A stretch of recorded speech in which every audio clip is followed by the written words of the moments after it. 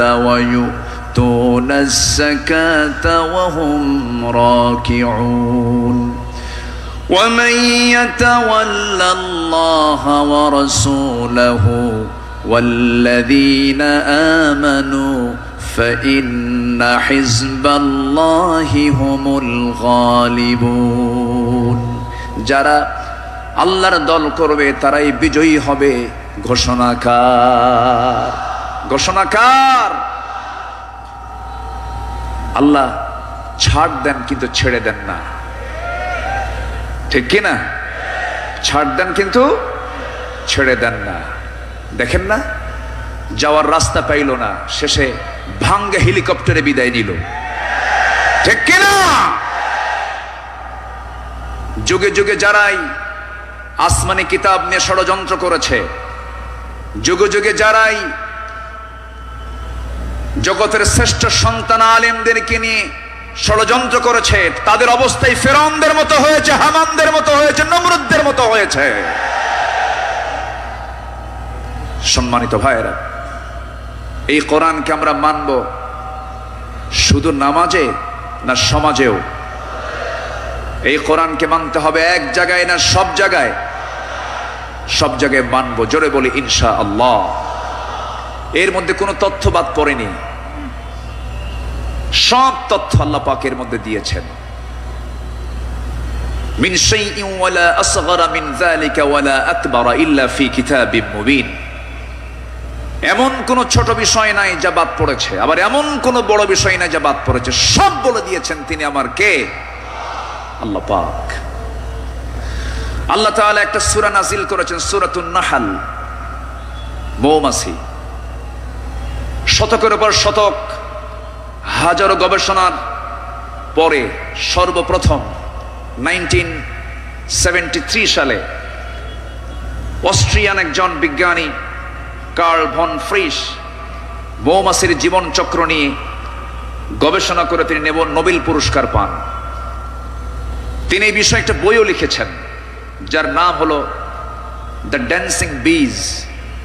তিনি সর্বপ্রথম ফটোগ্রাফির মাধ্যমে প্রমাণ করে দেখিয়েছেন মূলত ফিমেল ওয়ার্কার বি, মধু সংগ্রহ এবং মৌচাক নির্মাণের মূল কর্মী তারা। অথচ মহান রব্বুল আলামিন আজ থেকে ১৫০০ বছর আগে এই নারী কর্মী মৌমাছির কথা জানিয়ে দিয়েছেন কোরআনে ১৫০০ বছর আগে। জোরে বলি সুবহানাল্লাহ। আল্লাহ রব্বুল আলামিন বলেন, ওয়াআউহা রাব্বুকা ইলান নাহলি আন ইত্তাখিযী মিনাল জিবালি বুয়ুতা ওয়া মিনাশ শাজারি ওয়া মিম্মা ইয়ারিশুন। জোরে বলুন আল্লাহু আকবার। আমার বন্ধুগণ, নাম্বার ২ হলো আল্লাহ রাব্বুল আলামিন এই মৌমাছি যে তথ্যগুলো দিয়েছেন সেই তথ্যের হালে এসে তারা বলতেছে, কিন্তু ১৫০০ বছর আগে আল্লাহ রাব্বুল আলামিন তা জানিয়ে দিয়েছেন। আল্লাহ রানী মৌমাছিকে, স্ত্রী মৌমাছিকে ওহী দিয়ে জানাচ্ছেন, তুমি পাহাড়ে, গাছে এবং তারা যে গৃহ নির্মাণ করে তাতে নিবাস তোমরা বানায় নাও। জোরে বলি সুবহানাল্লাহ। নাম্বার ২, তিনি প্রমাণ করেছেন যখন একটি কর্মী মৌমাছি নতুন ফুলের বাগান বা উদ্যান খুঁজে পায় তখন সে অন্য মৌমাছিদের সঠিক পথের দিক নির্দেশনা দেয়। কার্ল ভন ফ্রিজ এই নাচের নামটা দেন হচ্ছে ওয়াগল ড্যান্স, যা পৃথিবী জুড়ে সাড়া ফেলে। অথচ এই তথ্য কোরআনের কাছে অনেক পুরাতন।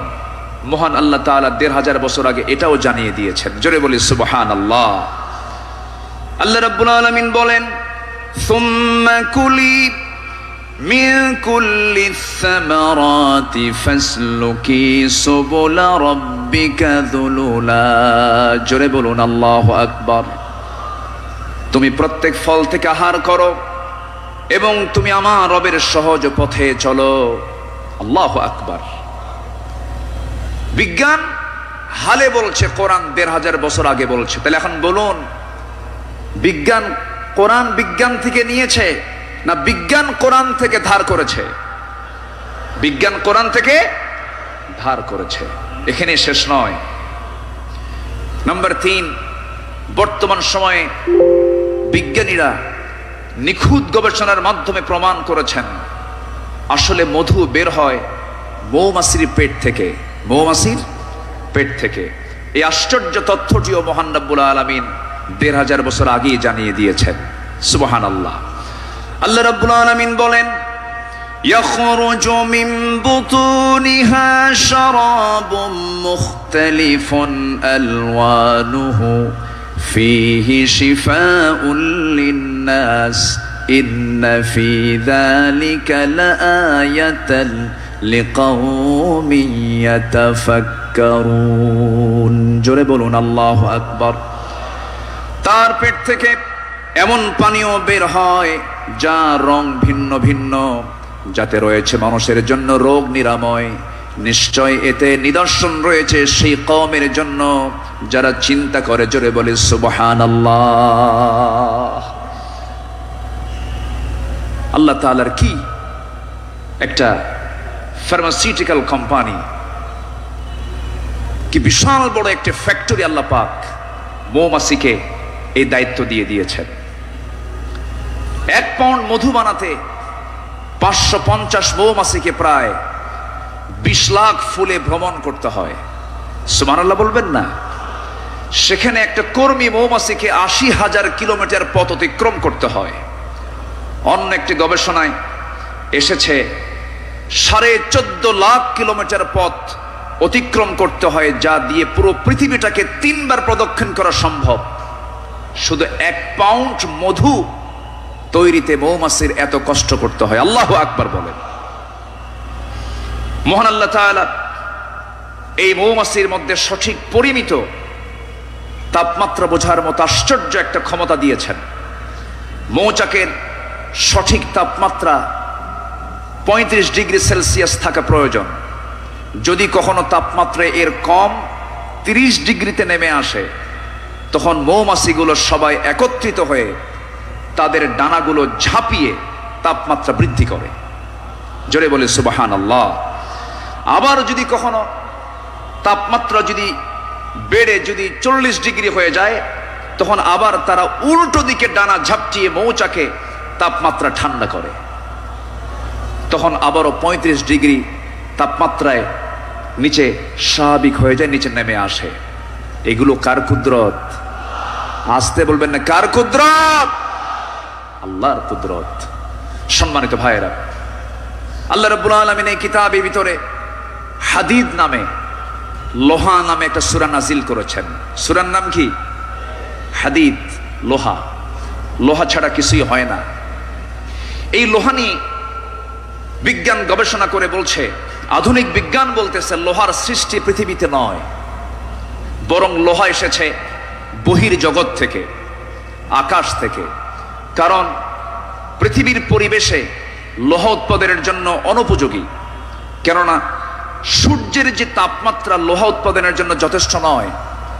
সূর্যের কেন্দ্রের তাপমাত্রা হলো 15 মিলিয়ন ডিগ্রি সেলসিয়াস,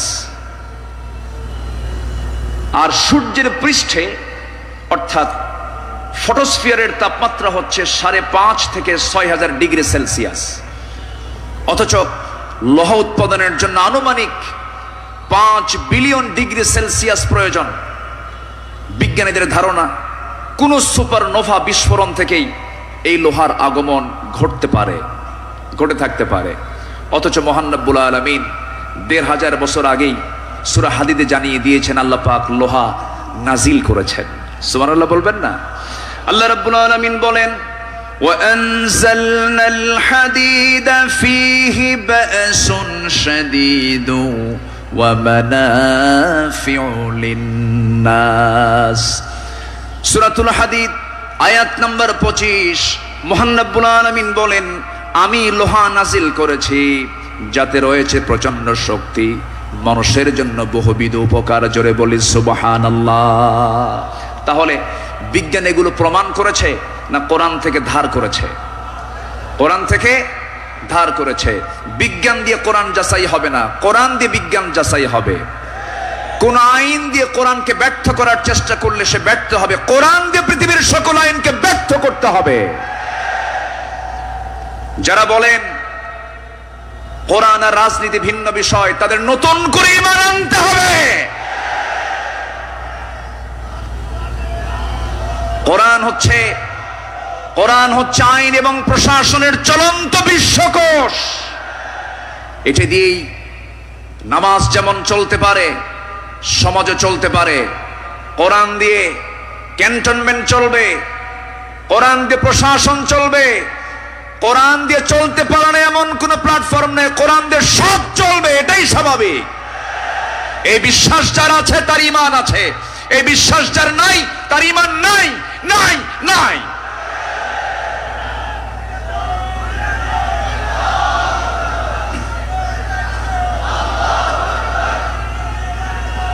সম্মানিত ভাইয়েরা, সম্মানিত বন্ধুগণ, তাহলে সব সমস্যার সমাধান কি কোরআন করতে পারে?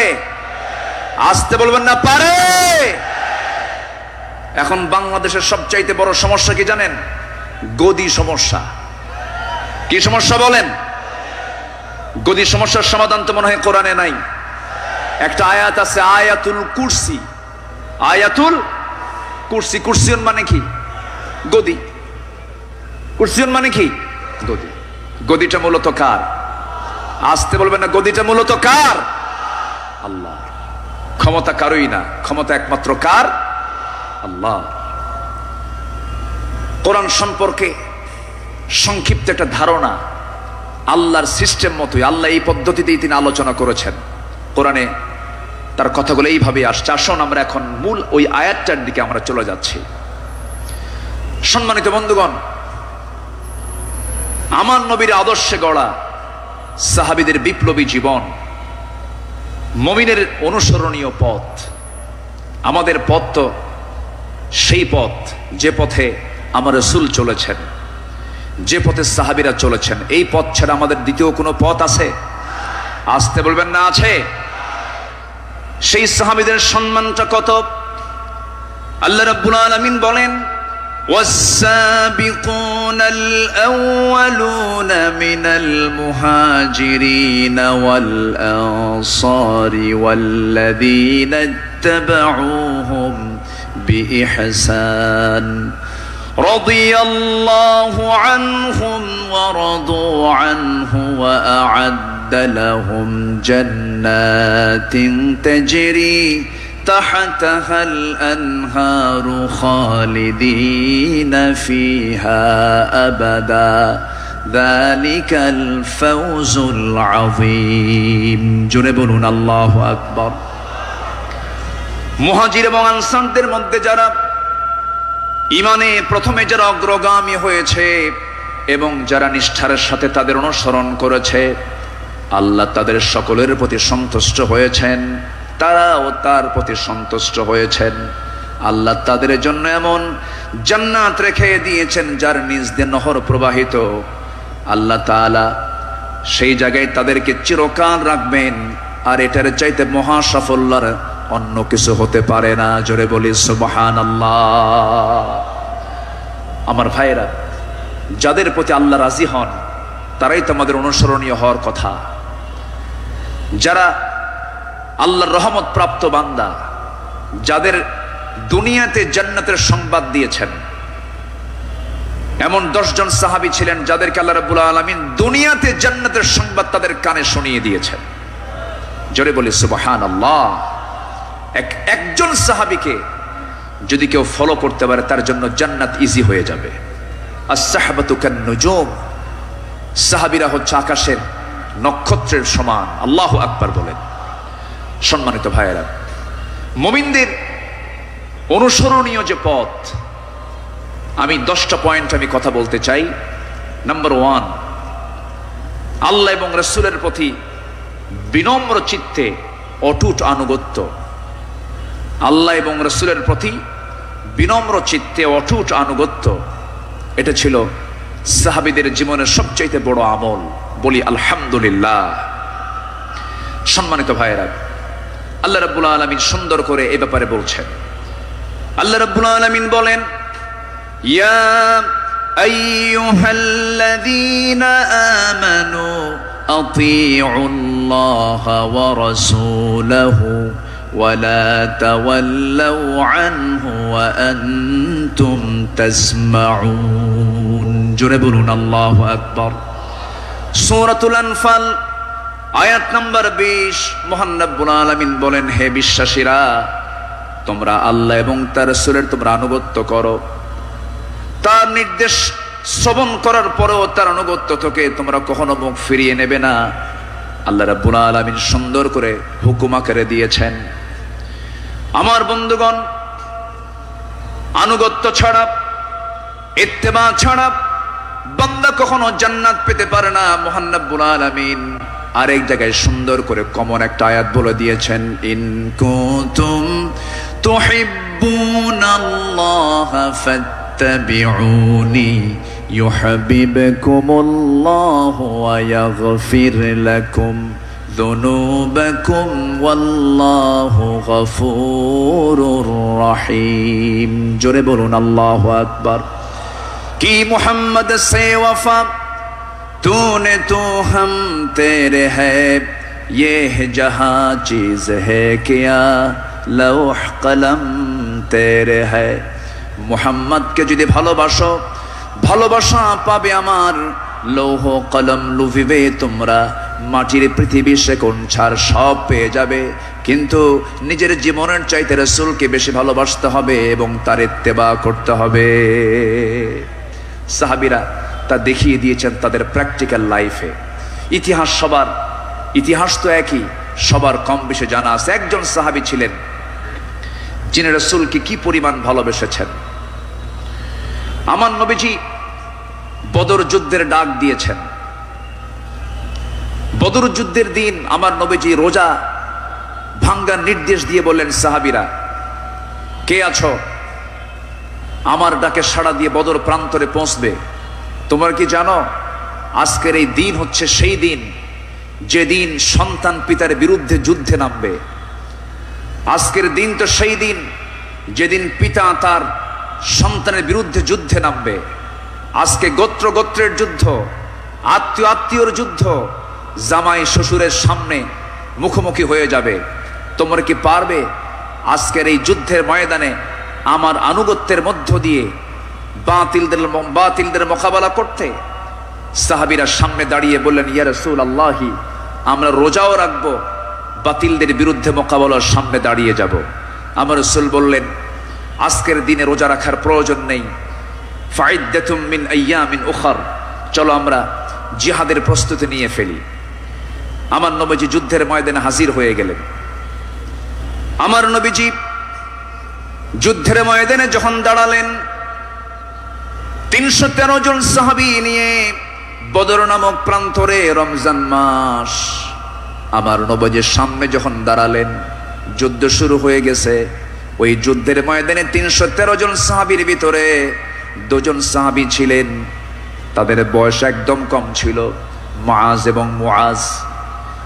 এই 2 জন ছোট্ট সাহাবী, 11 এবং 13 বছর বয়স। এই 2 জন সাহাবী নবীর কাছ থেকে পারমিশন নিয়ে নিলেন, যুদ্ধের ময়দানে গিয়া প্রথম কাতারে দাঁড়ায় গেছে। এক সাহাবীকে ডাক দিয়ে বলছে, ও আমার চাচা আবু জেহেল কোথায়? আবু জেহেল দিয়ে কি করবা? সঙ্গী সঙ্গী ছোট্ট 2 জন দারাজ গলায় দারাজ কণ্ঠে বলে ফেলতেছে, আমরা শুনেছি আবু জেহেল নাকি রাসূলকে খুব কষ্ট দিত, খুব জুলুম করত। আজকে আমরা কারো বিরুদ্ধে যুদ্ধ করতে আসি নাই, আবু জেহেলকে আজকে দুনিয়া থেকে বিদায় করার জন্য আজকে আমরা যুদ্ধে হাজির হয়েছি। ছোট্ট বাচ্চা মানুষ, ছোট কিন্তু ইমান খুব বড়, মজবুত ইমান। এই ছোট্ট বাচ্চার কথা শুনে ওই সাহাবী আশ্চর্য হয়ে গেলেন। সাহাবী আশ্চর্য হয়ে বলতেছে, তোমরা কি তাকে সত্যি হত্যা করবে নাকি? হত্যা করব। ওই যে দেখা যায় ঘোড়ার পিঠে বসে আছে, 2 দিকে পা ছেড়ে দেওয়া। শুধু বলতে দেরি হয়েছে, যেতে দেরি হয় নাই। সিংহের মতো গর্জন দিয়া বাস পাখির মতো উড়ন্ত হয়ে দৌড় মারা শুরু করে দিয়েছে। আবু জেহেলের দুই পাশে দুইজন দাঁড়ায় গেছে। লোকজন টের পায় না এটা কোন গ্রুপের মানুষ। দুইজন ছোট্ট বাচ্চার হাতে ছোট্ট তরবারি ছিল, এত জোরে সজোরে আঘাত করেছে দুইজন মিলে। আল্লাহু আকবার বলে আবু জেহেল ওই যে জমিনে ধরাশয়ী হয়ে পড়ে গেছে, কোমর সোজা করে আবু জেহেল আর দাঁড়াতে পারে নাই। এইদিকে বড় ভাই মুআজের পিছন থেকে একজন কাফের এসে তার ডান হাতে পিছন দিক থেকে তরবারির যখন একটা আঘাত দিয়েছে, এক আঘাতে তার ডান হাতটা চামড়ার সঙ্গে ঝুলতে লাগলো। ঝনঝন করে তরবারি পড়ে গেছে। যুদ্ধ করবেন কেমনে, তার ডান হাতটা ঝুলতেছে চামড়ার সাথে। দৌড় মেরে চলে গেছেন, বাম হাতে তরবারি তুলে নিয়েছেন। যুদ্ধ থামালেন না, যুদ্ধ চালাতে গিয়ে দেখা গেল ডান হাতটা চামড়ার সঙ্গে ঝুলে আছে, ঝুলন্ত হাতটা এসে বাম হাতে বারবার ধাক্কা খাচ্ছে, ডিস্টার্ব হচ্ছে মনে করে ঝুলন্ত ডান হাতটা বাম্পার নিচে রেখে এত জোরে টান মারলেন, এক টানে হাতটা ছিটকে পড়ে গেল। বাম হাতে যুদ্ধ চালাতে লাগলেন। বাম হাত পিছন দিক থেকে আঘাত করে তার কেটে ফেলে দিল। ঝনঝন করে তরবারি পড়ে গেছে, আর যুদ্ধ করতে পারছেন না। যুদ্ধ করবেন কেমনে, দুই হাতিতে চলে গেছে। আরেকজন কাফের এসে গর্দান বরাবর যখন আঘাত এনেছে, দুনিয়া থেকে এই ছোট্ট 13 বছরের নাবালক সন্তান দুনিয়া থেকে বিদায় নিয়ে গোটা বিশ্ববাসীকে জানান দিচ্ছে, ও পৃথিবীর মানুষ, আমরা দিন কায়েমের জন্য যে জীবন দিলাম, এমন করেই দিন কায়েমের পথে জীবনটা দিতে হয়। জোরে বলি সুবহানাল্লাহ, আরো জোরে বলি সুবহানাল্লাহ, আরো জোরে বলি সুবহানাল্লাহ। একটু জিকির করি লা ইলাহা। মাইক আওয়াজটা কম মনে হচ্ছে, আরো জোরে লা ইলাহা। স্পিকার আওয়াজটা নাই, খুব আওয়াজ কম হচ্ছে, বলেন যে কানে আওয়াজ দিতে হবে।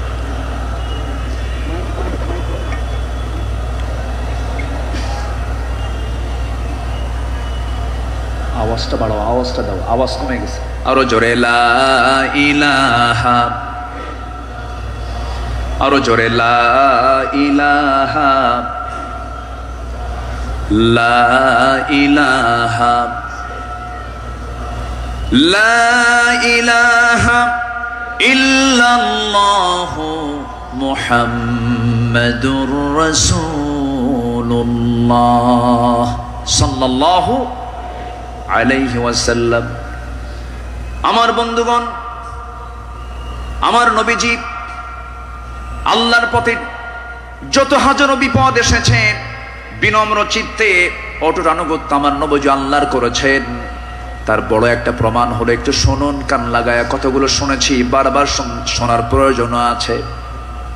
নবীজি তার জীবনের সবচাইতে বেশি মার খেয়েছেন দুই জায়গায়, একটা হলো তায়েফের ময়দান, আর একটা হচ্ছে উহুদের ময়দান।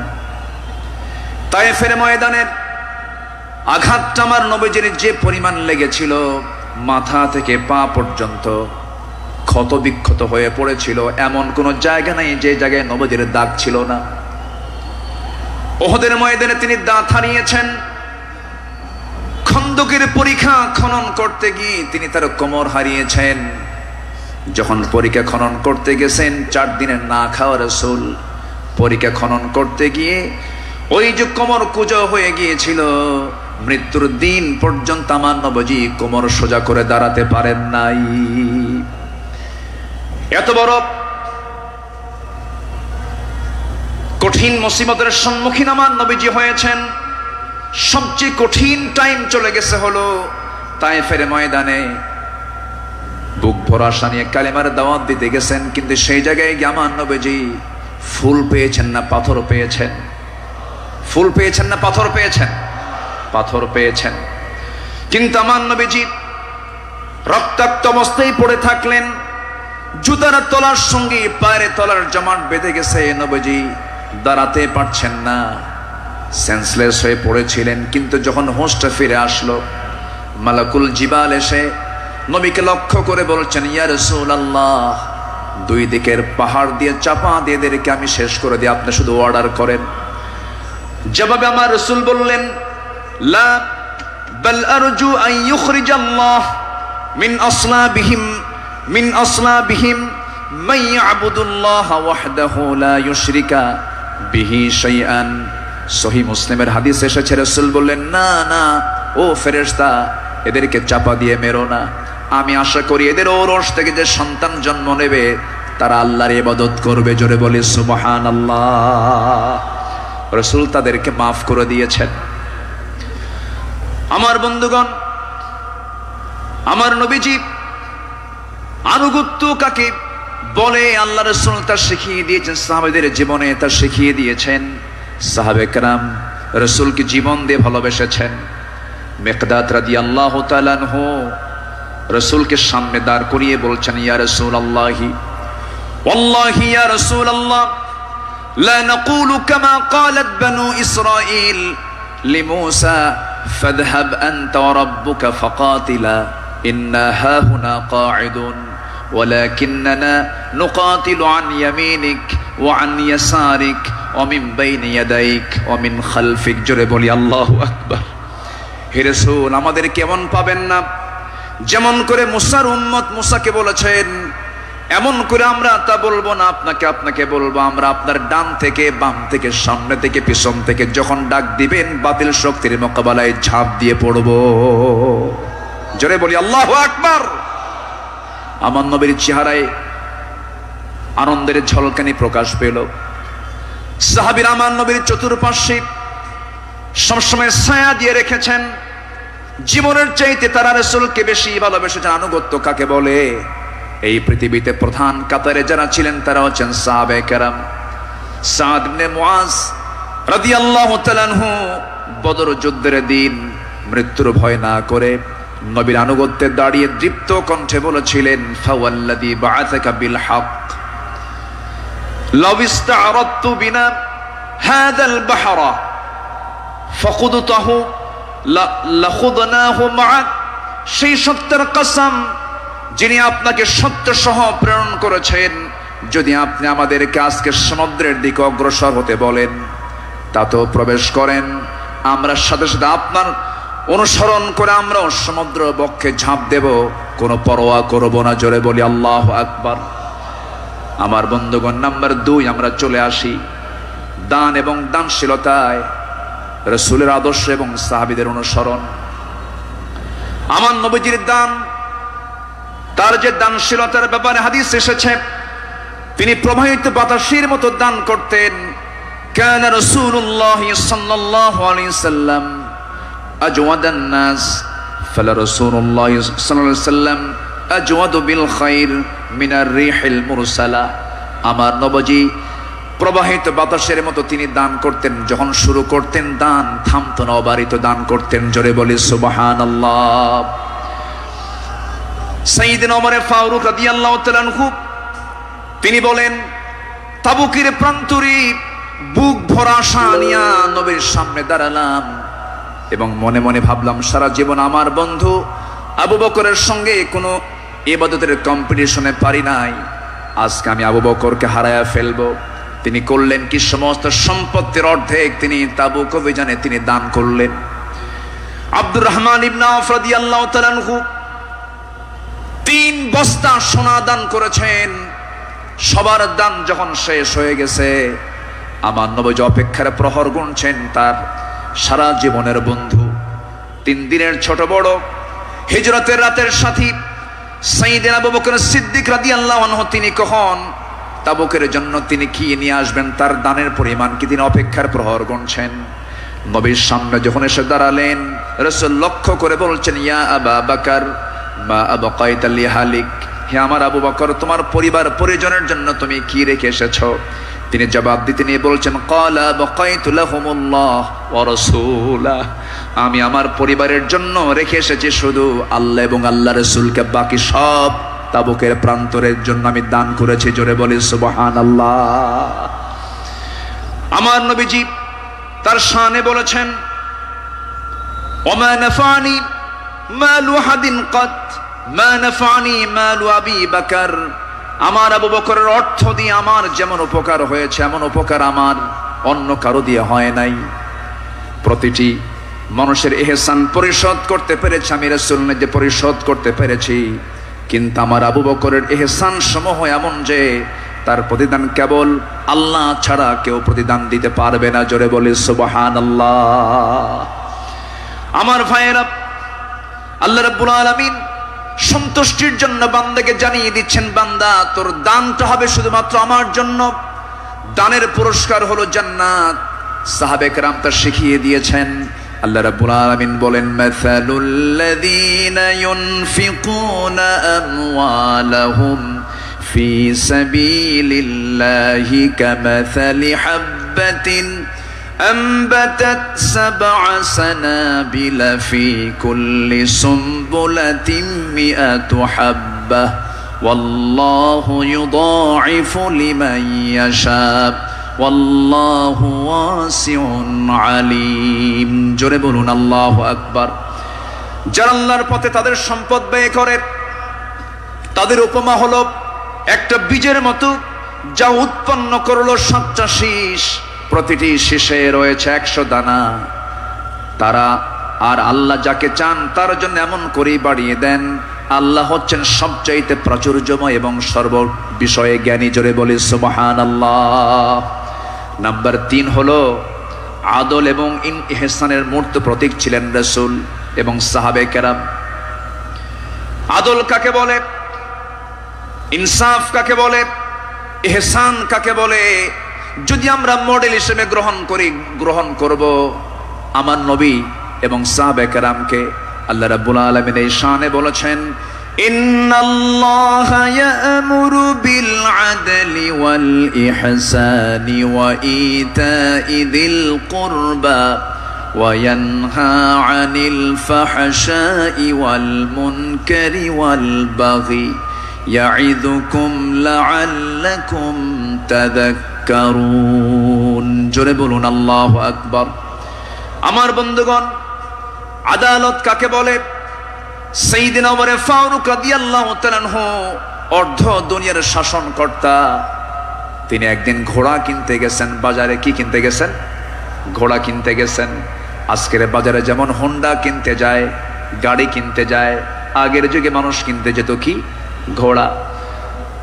সাইয়েদনা ওমর ফারুকের প্রয়োজন, ঘোড়া কিনতে গেছেন। ঘোড়াওয়ালার সঙ্গে কথা বললেন, দামাদামি করে নিলেন, ঘোড়া একটা কিনলেন, দামটা দিয়ে দিলেন, কেনা বেচা হয়ে গেছে, চুক্তি সম্পন্ন হয়ে গেছে। ঘোড়া কিনে নিয়ে বাড়িতে চলে আসবেন। কয়েক মাইল ঘোড়ার পিঠে তিনি চড়েছেন।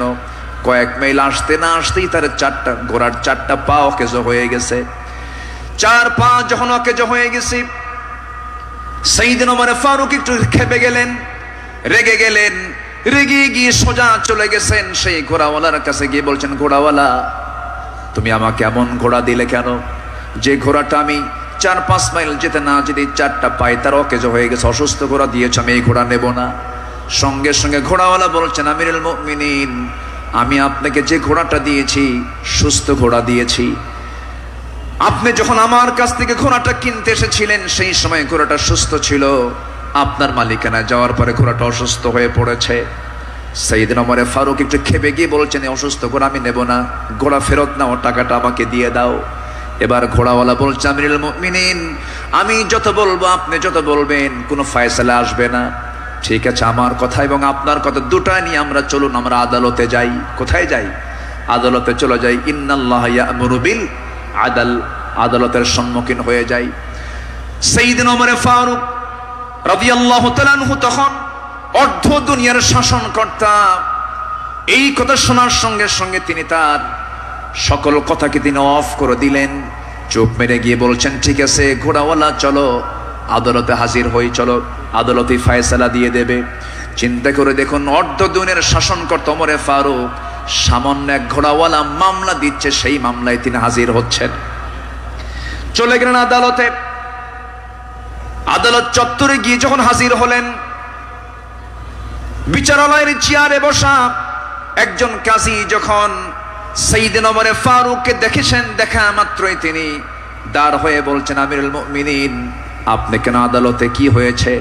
তিনি এবার বলছেন, বিচারপতি, আমি ঘোড়া কিনতে গেছি, ঘোড়া সে আমাকে অসুস্থ ঘোড়া দিয়েছে, আমি এই ঘোড়া নেব না, সেজন্য বিচার আদালত পর্যন্ত গড়িয়েছে, কি করা যায়? কাজী শুরাই ইবনুল হারিস আল কিন্দি রাহিমাহুল্লাহ সেই বিচারপতির নাম। তিনি বলছেন, আমিরুল মুমিনিন, দুপক্ষের কথাই তো শুনতে হবে। দুপক্ষের কথাই তিনি শুনলেন।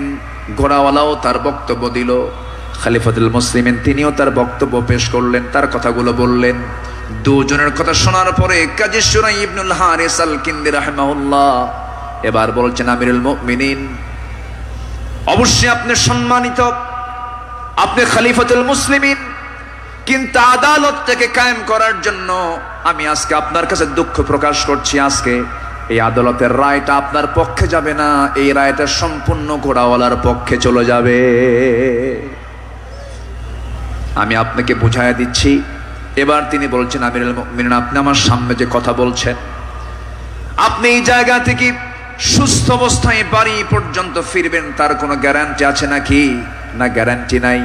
তাই যদি হয় যে ঘোড়াটা আপনি কিনে নিয়েছেন সেই ঘোড়াটা সুস্থ অবস্থায় কিনেছেন, আপনার মালিকানায় যাওয়ার পরে ঘোড়াটা অসুস্থ হতেই পারে, অসুস্থ হয়ে গেছে, কিন্তু সেই ঘোড়াটা ফেরত দিয়া আপনি টাকা ফেরত নেবেন, এমনটা তো ইসলাম এলাও করে না। সাইয়েদনা ওমর ফারুক রাদিয়াল্লাহু তাআলা আনহু একটা কথাও বললেন না। আদালত চত্বর থেকে তিনি বের হয়ে গেলেন। পরের দিন তিনি মাজলিসে শুরার বৈঠকে বসলেন, সবাইকে জানান দিলেন যে আমার সমস্ত উপস্থিত সমস্ত পরামর্শ সভার সদস্যবৃন্দ, গতকালকে আমি একজন বিচারপতি পেয়েছি, এত বড় আদিল মানুষ আমি দেখি নাই। এত বড় আদিল, ইমামুন আদিল, এত সুন্দর রায় সে দিয়েছে, তার এত বড় সাহস। সে ব্যক্তির দিকে তাকায় নাই, সে আইনের দিকে তাকাইছে, আদালতের দিকে তাকাইছে। আমি ওমর আমার বিরুদ্ধে সে রায় দিয়েছে, এই লোকটাকে সাধারণ বিচারপতি না বানায় তাকে কেন্দ্রীয় বিচারপতি বানায় দিলাম। আল্লাহু আকবার বলেন। সম্মানিত ভাইয়েরা, সম্মানিত বন্ধুগণ, বিগত 16 বছরও যে বিচারগুলো হয়েছে, প্রহসনের বিচার হয়েছে, অনেক মার কোল তারা শূন্য করেছে, অনেক আল্লাহর গোলামের উপরে তারা জুলুম করেছে। 2018 সালে হঠাৎ করে আমার বাড়ি চতুর্দিক থেকে কয়েকশো পুলিশ আমার বাড়ি ঘেরাও করে আমাকে ধরতে গেছে। বিশাল বড় সন্ত্রাসী তো, ধরতে গেছে। তো বললাম, ভাই কি সমস্যা কি, চলেন থানায় যেতে হবে। থানায় নিয়ে গেল। ওসির সামনে বসে আছি, দেখি ওসির চোখের ভিতরে পানি টলমল করছে, অশ্রুপূর্ণ চোখ। তো বললাম, আপনি কান্দেন কেন? হুজুর আমি আপনার খুব ভক্ত। তো ভক্ত তো ধরছেন কেন? বলে যে কি করব হুজুর, চাকরি বাঁচান তো ফরজ, সন্তানাদি আছে, কি করব, উপর থেকে খুব চাপ। হুজুর আপনি আমাকে মাফ করে দিয়ে, কি করবেন, চাকরি বাঁচান তো ফরজ। আমি বললাম, চাকরি বাঁচান ফরজ, ইমান বাঁচান নফল। মামলা একখান দিয়া চালান দিয়ে দিল, কোর্টে না মঞ্জুর করলো, কোনো মঞ্জুর হবে না। সেখান থেকে নিয়ে চলে গেল জেলখানায়। জেলখানায় ঢুকলাম, ঢুকেই দেখি 80-85 বছরের এক বুড়া মানুষ আমারে দেখে লম্বা একখান সালাম দিয়ে বলে, হুজুর আপনি জেলখানায় ঢুকলেন, খুব খুশি হলাম। তো বললাম, ঢুকলাম জেলখানায়, খুশি হলেন আপনি, ব্যাপারটা কি? বলে, হুজুর দূর থেকে ওয়াজ শুনি, দূর থেকে আলোচনা শুনি, কাছে যেতে পারি না, মুসাফা করতে পারি না, একটু মনের কথাগুলো বলবো তাও পারি না। কত সুন্দর আপনি আমার কাছে ধরা দিলেন, দোয়া করে জেলখানায় থাকেন। তো আমি এখন উল্টা মুরব্বীকে বললাম, চাচা আপনি জেলখানায় কেন এই বুড়া বয়সে, নাতিপুতি থুইয়া? তো বলতেছে, বাবা কি বলবো, বোমা হামলা, বোমা হামলা। কে মানে? কে আমার নামে বোমার মামলা দিয়েছে, আমি নাকি বোমা মেরেছি। বাবা বলো তো, এই 80 বছরের বুড়ার হাতে যদি বোমা তুলে দেওয়া হয়, সেই বোমা লক্ষ্যে যাবে না নিজের মাথায় পড়বে? এই আচরণ করেছে তারা 16 বছর। ফেরাউন বেঁচে ছিল, ফেরাউন পৃথিবীতে বেঁচে ছিল 1600 বছর, এরা ছিল 16 বছর। সংখ্যার যে মিল হলো কেমনে বুঝলাম না। ফেরাউনের যে চরিত্র, এদের সেই একই চরিত্র তারা প্রকাশ করেছিল 16 বছর। দাড়ি দেখলেই টুপি দেখলেই তাদেরকে জঙ্গিবাদীর তকমা লাগায় মামলা দিত। রাস্তার ফকির পর্যন্ত মামলার শিকার হয়েছে। আল্লাহ পাক একটা পরিবেশ আমাদেরকে উপহার দিয়েছেন, দিন কায়েমের কাজে আমরা এই পরিবেশকে কাজে লাগাবো। জোরে বলি ইনশাআল্লাহ, আরো জোরে বলি ইনশাআল্লাহ। আল্লামা সাঈদী তিনি দুনিয়া থেকে বিদায় নিয়েছেন, তার একটাই স্বপ্ন ছিল, এই বাংলার জমিন শাসন হবে কোন দিন কোরআন দিয়া। এটাই তার স্বপ্ন ছিল। সেই স্বপ্ন পূরণ করার জন্য আল্লামা সাঈদীকে জীবন দিয়ে ভালোবাসেন আপনারা, আমি বিশ্বাস করি। কারণ শত বছরের ইতিহাসে এমন রেকর্ড নাই। আল্লামা সাঈদীর শুধু ফাঁসির রায় দিয়েছিল, সেই রায়কে কেন্দ্র করে একই দিনে শতাধিক মুসলমান শাহাদাত বরণ করেছিল। সম্মানিত ভাইয়েরা, তার যে স্বপ্ন এই দেশ আল্লাহর জমিন, আল্লাহর দিন কায়েম হোক, সেই জমিনে দিন কায়েম হওয়ার জন্য যদি বুকের তাজা প্রাণ ঢেলে দিতে হয়, বুকের তাজা রক্ত ঢেলে দিতে হয়, জানমাল দিতে হয়, সবাইকে রাজি আছেন? রাজি আছেন কারা কারা? হাত উঁচু করে দেখান মুসলমান।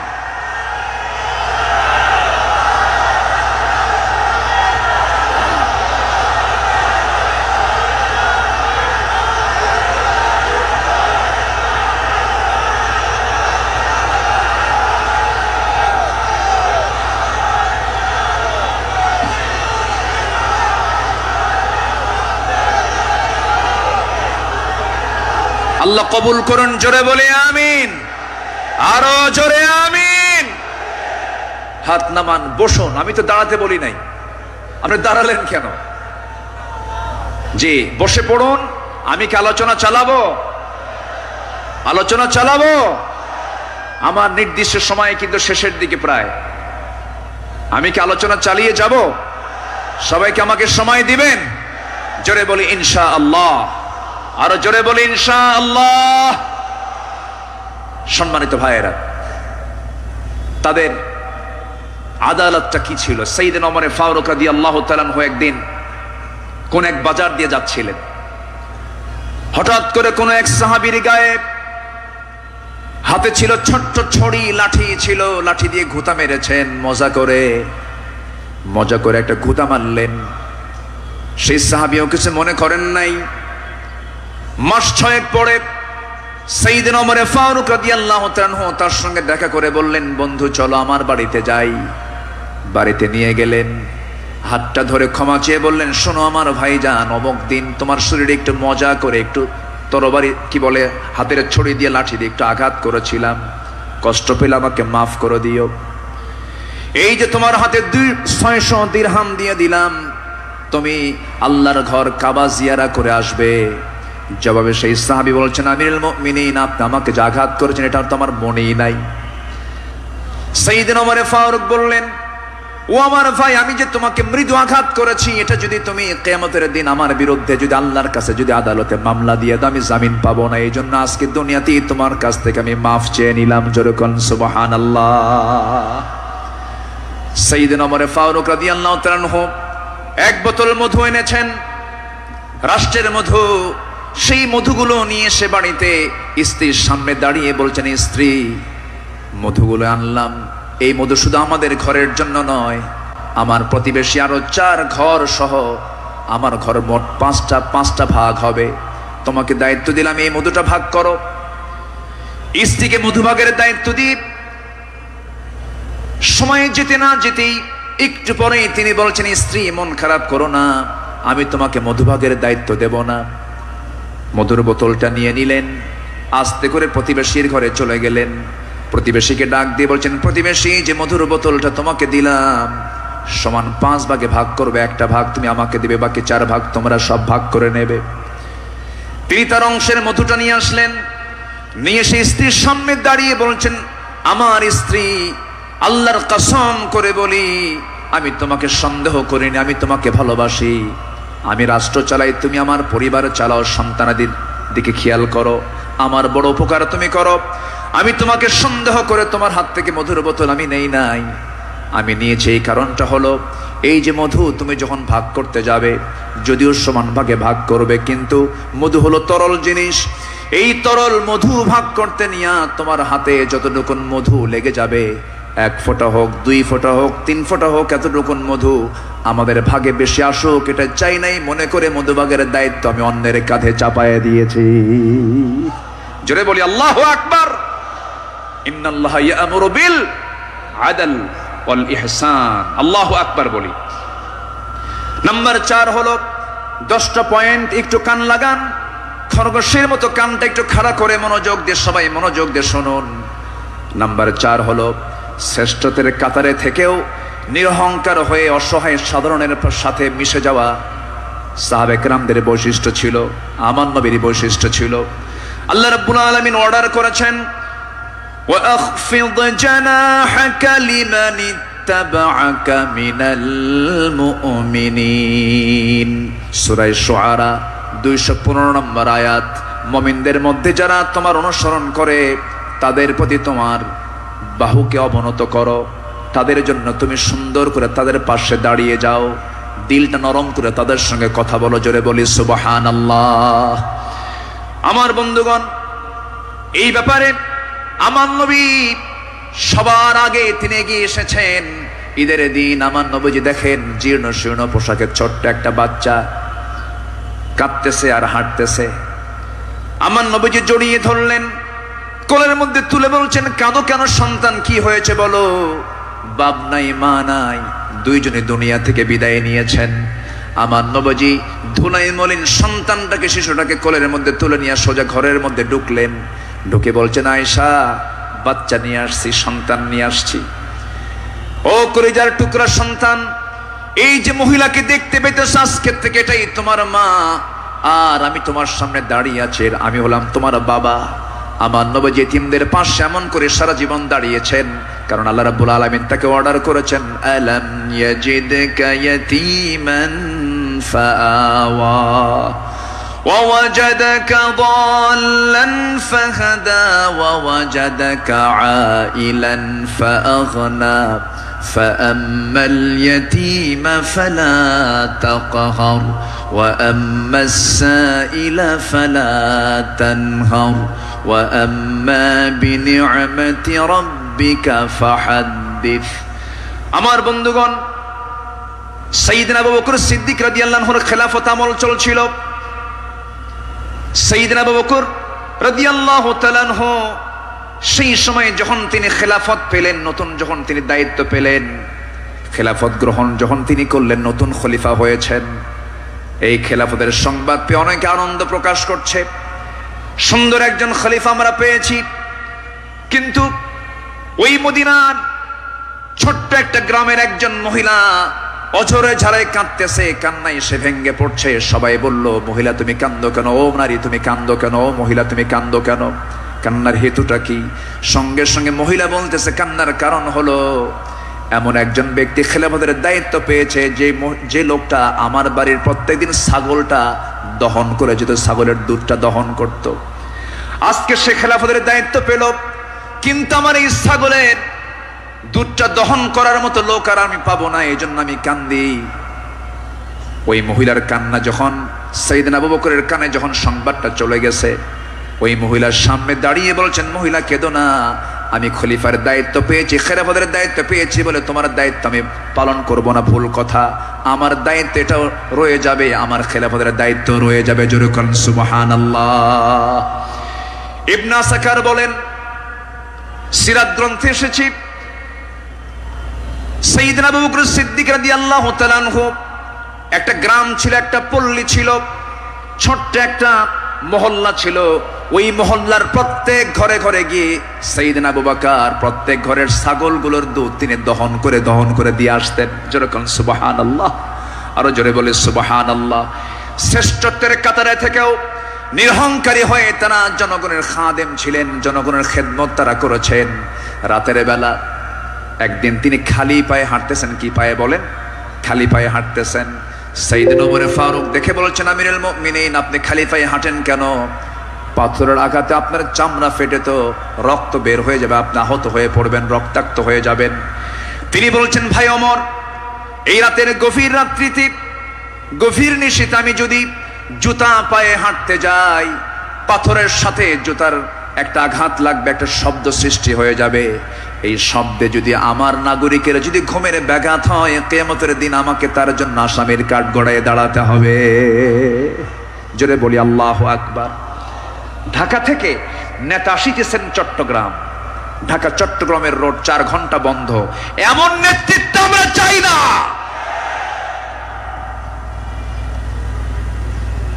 আমরা শাসক দেখতে চাই, জনগণের শাসক, ঠিক কিনা?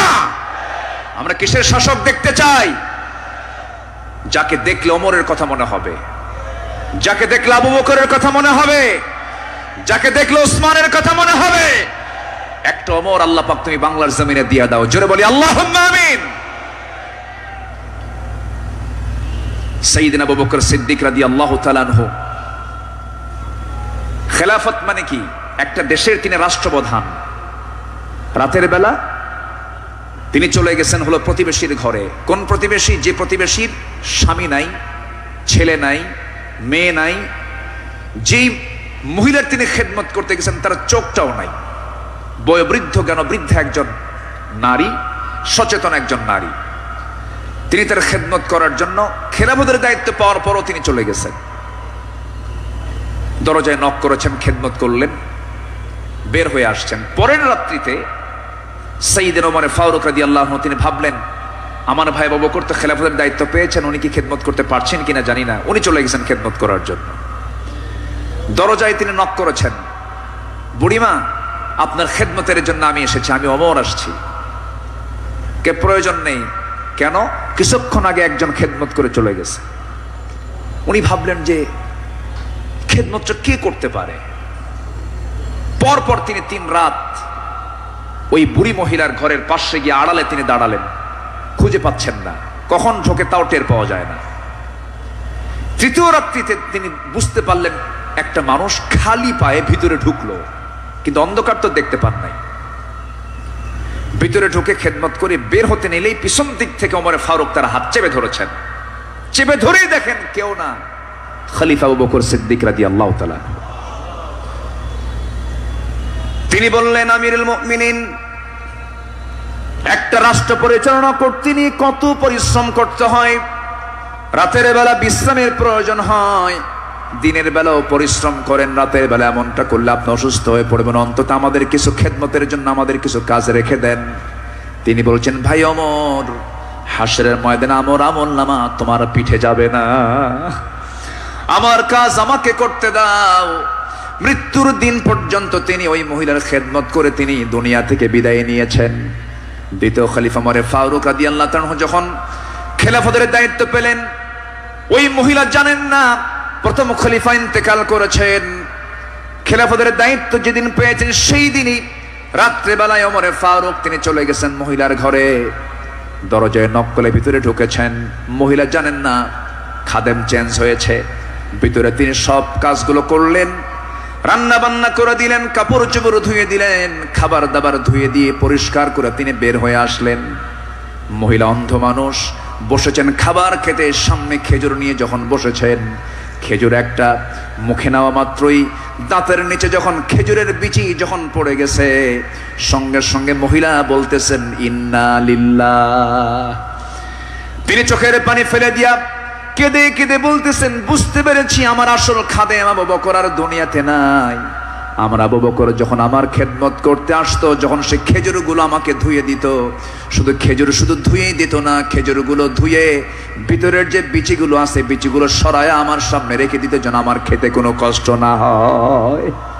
জোরে বলে সুবহানাল্লাহ, আরো জোরে বলে সুবহানাল্লাহ। শাসক ছিলেন, শাসকের কাতারে থেকেও তারা নিরহংকারী হয়ে জনগণের সেবা করেছেন। আল্লাহু আকবার বলেন।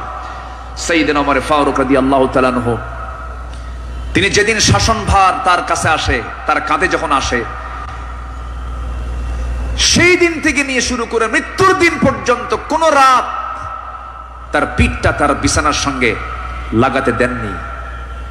দিন দিন শুকায় যাচ্ছিলেন। বলা হলো, আপনি শুকায় যাচ্ছেন কেন? তিনি বললেন কেঁদে কেঁদে, তোমরা আমাকে এমন দায়িত্ব দিয়েছো যে দায়িত্ব আমাকে স্বাস্থ্যহীন বানিয়ে দিয়েছে। পরকালীন জবাবদিহিতার অনুভূতি ছাড়া একটা শাসক কখনো ভালো হতে পারে না। আসতে বলবেন না, জোরে বলুন ঠিক কিনা।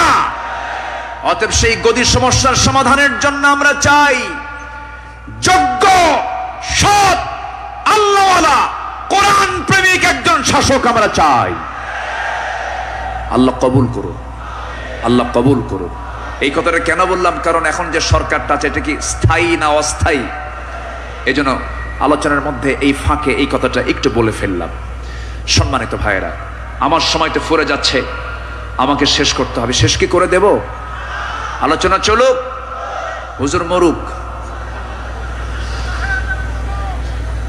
জি, জোরে বলি ইনশাআল্লাহ।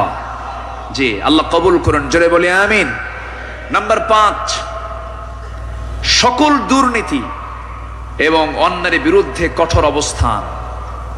আমার নবীরও ছিল, সাহাবে কেরামদের মাঝে এই বিষয়ে তারা খুব সতর্ক থাকতেন। আল্লাহ রাব্বুল আলামিন বলেন, ওয়ালা তাকুলু আমওয়ালাকুম বাইনাকুম বিল বাতিলি ওয়া তুদলু বিহা ইলাল হুক্কামি লিতাকুলু ফারীকাম মিন আমওয়ালিন নাসি বিল ইসমি ওয়া আনতুম তা'লামুন। জোরে বলুন আল্লাহু আকবার। তোমরা নিজেদের মধ্যে পরস্পরের সম্পদ অন্যায়ভাবে গ্রাস করো না, তা বিচারকদের নিকট উপস্থাপন করো না, যাতে অন্যের সম্পদের কিছু অংশ পাপের মাধ্যমে গ্রাস করতে পারো, যদিও তোমরা জানো কার কথা। আসতে বলবেন না, কার কথা। আর এক জায়গায় বলছেন, লা তাকুলু, তোমরা খেতে যেও না। কি খেতে যেও না? কুলু মিন তাইয়্যিবাত, পবিত্র খাবে, হারাম কিছু খাবে না। লা তাকুলুর রিবা আদআফা মুদাআফা আহাল্লাল্লাহুল বাইয়া ওয়া হারামান রিবা। বিভিন্ন জায়গাতে আল্লাহ পাক ক্লিয়ার কথা বলে দিয়েছেন। আমার বন্ধুগণ, সাহাবায়ে কেরাম দুর্নীতি কেমন করে বন্ধ করা যায়, অন্যের বিরুদ্ধে কেমন কঠোর হতে হয়, তা বাস্তব জীবনে তা দেখিয়ে দিয়েছেন। বাস্তব জীবনে আল্লাহ রাসূল তা বুঝিয়ে দিয়েছেন। বিচার কেমনে করতে হয়, বিচারের রায় কেমনে নামাতে হয়, তাও রাসূল শিখিয়ে দিয়েছেন। বিচার কি সবার জন্য সমান না সমান? আইন সবার জন্য সমান। আমার নবীজি বসে আছেন, একটা বিচার আসলো। এক সম্ভ্রান্ত পরিবারের মহিলা কন্যা সন্তান চুরি করে ধরা পড়েছে। রাসূল বললেন, কোনো কথা নাই, হাত কাটো, হাত কেটে ফেলো। রাসূল অর্ডার দিলেন। আমার নবীর উপরে কথা বলার কোনো সাহস কারো নাই। ওই সম্ভ্রান্ত পরিবারের লোকজন এসে সাইয়েদনা ওমর ফারুককে বিভিন্ন কিছু বুঝায়া দিয়ে বলছেন, আপনি যদি রাসূলকে সুপারিশ করেন হয়তো রাসূল শুনতে পারেন। সাইয়েদনা ওমর ফারুক এসে আমার নবীর সামনে দাঁড়িয়ে বলছেন, ইয়া রাসূলুল্লাহ, যে মহিলার হাত কাটার অর্ডার দেওয়া হয়েছে সে তো সম্ভ্রান্ত পরিবারের, দেখুন তো কিছু করা যায় নাকি? আমার নবীজি সেই সময় আল্লাহর কসম করে বলেন, আল্লাহি, হে আমার ওমর, আল্লাহর কসম করে বলছি, এই চুরিটা যদি ওই সম্ভ্রান্ত পরিবারের মেয়ে ফাতিমা না হয়ে যদি কলিজার টুকরা মেয়ে আমার ফাতিমা বিনতে মুহাম্মদ হতো, যদি এটা প্রমাণ হয়ে যেত, লাকাতাতু ইয়াদাহা, আমি রাসূল নিজে তার হাতটা ধরে কেটে দিতাম। আল্লাহু আকবার। দুর্নীতির কোনো সুযোগ সেই সমাজে ছিল না, কারণ যারা বিচার করেছেন তারা ছিলেন হলো সৎ বিচারক। আমরা সৎ শাসক, সৎ বিচারক দেখতে চাই। আর সৎ শাসক এবং সৎ বিচারক সৃষ্টি তখনই হতে পারে যারা কোরআন সমাজে চায়।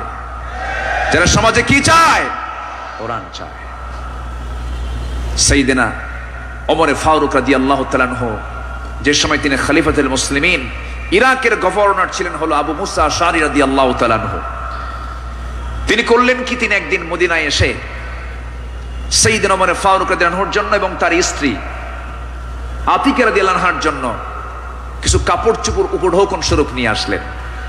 নিয়ে এসে তার সামনে দাঁড়িয়ে বলছেন, আমিরুল মুমিনিন, আপনার জন্য কিছু কাপড় উপঢৌকন নিয়ে এসেছি। তিনি মুস্কি হাসি মারলেন। মুস্কি হাসি মেরে বললেন, আমার গভর্নর আবু মুসা আশআরী, তুমি আমার জন্য এই যে উপঢৌকনগুলো নিয়ে এসেছো, হাদিয়া নেওয়া সুন্নত, হাদিয়া দেওয়া সুন্নত, তাহাদু তাহাব্বু, ভালো কথা, এটা সাধারণ ব্যক্তিদের মাঝে হতে পারে, কিন্তু আমি শাসক, আমি যদি আজকে তোমার এই উপঢৌকন গ্রহণ করি, ঘুষের পর্যায়েও যেতে পারে, আমি এটা গ্রহণ করব না। আল্লাহু আকবার বলেন। তিনি না গ্রহণ করে তার হাদিয়াটাকে, উপঢৌকনটাকে তিনি ফেরত দিয়েছেন। শাসকের কাতারে থেকে এমন উপঢৌকন নেওয়া আমি জায়েজ মনে করি না, বললেন ওমর ফারুক রাদিয়াল্লাহু তাআলা আনহু। আল্লাহু আকবার। সম্মানিত ভাইয়েরা, সম্মানিত বন্ধুগণ, নাম্বার 6 হলো নির্ভীকতা এবং মহান আল্লাহর উপরে দৃঢ় তাওয়াক্কুল করা। এটা ছিল আমার নবী এবং সাহাবে কেরামদের সারা জীবনের আমল ছিল। জীবনে তারা চুল পরিমাণ কোনো ভয় পান নাই। আমরা কি ভয় করব কাউকে? কাকে ভয় করব? আল্লাহ ছাড়া কাউকে ভয় করা জায়েজ আছে? আল্লাহকে ছাড়া কাউকে ভয় করা কি জায়েজ আছে? আমার নবীজি কোন এক যুদ্ধের ময়দানে যাবেন, একটা গাছের নিচে তিনি শুয়ে পড়লেন, বাবলা গাছ। বাবলা গাছের ডালে তরবারি রেখে তিনি বিশ্রাম নিচ্ছিলেন। হঠাৎ করে এক বেদুইন এসে আমার নবীর সেই তলোয়ারটা তার হাতে তুলে নিয়ে বলতেছে, মুহাম্মদ, আমার হাতে তোমার জীবন, আমি তোমাকে এখন হত্যা করতে পারি। এই কথা বলা মাত্রই বলতেছে, এখন তোমাকে কে বাঁচাবে? বেদুইন বলছে, তোমাকে এখন কে বাঁচাবে মুহাম্মদ? আমার নবীজি বলেন, আমাকে বাঁচাবেন আমার আল্লাহ, আমাকে বাঁচাবেন আমার আল্লাহ, আমাকে বাঁচাবেন আমার আল্লাহ। 3 বার রাসূল যখন বললেন, ওই বেদুইনের হাত থেকে তরবারি থরথর থরথর করে পড়ে গেল। আমার নবীজি দৌড় মেরে গিয়ে সেই তরবারি হাতে নিয়ে বললেন, বেদুইন, এখন তোমাকে বাঁচাবে কে? আমি তো আল্লাহর কাছে আশ্রয় নিয়েছি, আল্লাহ আমাকে বাঁচাবে, এখন তোমাকে কে বাঁচাবে? বেদুইন তার চোখের পানি আটকাতে না পেরে আমার নবীর সামনে দাঁড়িয়ে বলছে, আপনি সত্যি আল্লাহর রাসূল, আপনি আমাকে পড়িয়ে দেন লা ইলাহা ইল্লাল্লাহ, ফাইদা আযামতা ফাতাওয়াক্কাল আলাল্লাহ ওয়া কাফা বিল্লাহি ওয়াকিলা, ইন্নাল্লাহা ইউহিব্বুল মুতাওয়াক্কিলিন ওয়া মান ইয়াতাওয়াক্কাল আলাল্লাহ ফাহুয়া হাসবুহ। যে ব্যক্তি আল্লাহর প্রতি তাওয়াক্কুল করবে, আল্লাহ তার জন্য যথেষ্ট হয়ে যান। আমাদের ভরসা রাশিয়া নয়, আমেরিকা নয়, ইন্ডিয়া নয়, চায়না নয়, আমাদের কারো মধ্যে ভরসা করার দরকার না। আমাদের ভরসা কে? আসতে বলবেন না, তিনি কে? আমাদেরকে বাঁচাবেন তিনি, যার হাতে আমাদের প্রাণ, তিনি সে আল্লাহ আমাদেরকে বাঁচাবেন। আল্লাহ কবুল করুন, জোরে বলি আমিন। ইসলাম গ্রহণ করেছেন 40 নম্বরে, 41 নম্বরে সাইয়েদনা ওমর ফারুক রাদিয়াল্লাহু তাআলা আনহু। ইসলাম কবুল করেই রাসূলের সামনে তরবারি রাসূলের পায়ের কাছে রেখে বললেন, ইয়া রাসূলুল্লাহ, আমাদের মুসলমানদের সংখ্যা কত? আমার রাসূল বললেন, ওমর, সাহাবীর সংখ্যা মাত্র 40 জন, 40 থেকে 41 জন। সাইয়েদনা ওমর ফারুক বলেন, এটাই বিশাল সংখ্যা। আজকে আমরা কাবার চত্বরে গিয়ে প্রকাশ্যে ঘোষণা করব লা ইলাহা। কোন সাহাবী বললেন? বলেন বলেন, কোন সাহাবী? আজকে তো এক সাহাবীর ইতিহাসটা একটু বেশি টানলাম, প্রসঙ্গটা চলে আসলো। তিনি বলে ফেললেন, কি পরিমাণ সাহস হতে পারে! সাহসের পিরামিড। সাইয়েদনা ওমর ফারুক গিয়ে প্রকাশ্য রূপে সামনে ঘোষণা করলেন, কে আছো? আমার সামনে আসো। লা ইলাহা, তরবারি হাতে, দীপ্ত পদক্ষেপে, আল্লাহু আকবার ধ্বনিতে মুখরিত করে আকাশ বাতাস সামনের দিকে যেতে লাগলেন। আবু জেহেল হতভম্ব হলো। আবু জেহেল মনে মনে ভাবলো, পাঠালাম কি জন্য, আর হয়ে গেল কি? সাইয়েদনা ওমর ফারুক রাদিয়াল্লাহু তাআলা এত সাহসী ছিলেন, সেই বজ্র কণ্ঠের ওমর এখনো দরকার আছে না নাই? সেই বজ্র কণ্ঠের ওমর এখনো দরকার আছে না নাই? নতুন বাংলাদেশ তৈরি করার জন্য ওমর প্রয়োজন, আবু বকর প্রয়োজন। আমরা আবু বকরের মতো দৃঢ়চেতা হব, ওমরের মতো সাহসী হব, ওসমানের মতো ধৈর্যশীল হব, আলীর মতো লড়াকু সৈনিক হয়ে বাতিল শক্তির মোকাবেলায় আমরা ঝাঁপিয়ে পড়ব প্রয়োজনে। রাজি আছেন কারা কারা? হাত উঁচু করে দেখান মুসলমান।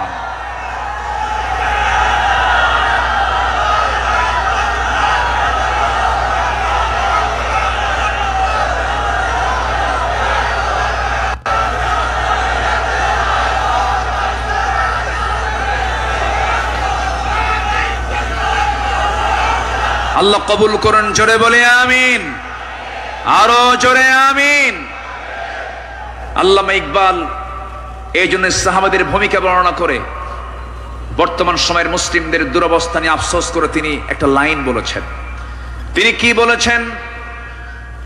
सफ़हावर से बातिल को मिटाया किसने, नूए इंसान को गुलामी से छुड़ाया किसने, मेरे काबे को ज़मीनों से बचाया किसने, मेरे कुरान को सीनों से लगाया किसने, थे तो अबाओ तुम्हारे ही मगर तुम क्या हो, হাত পর হাত দহরে মুন্তজরে ফরদা হো।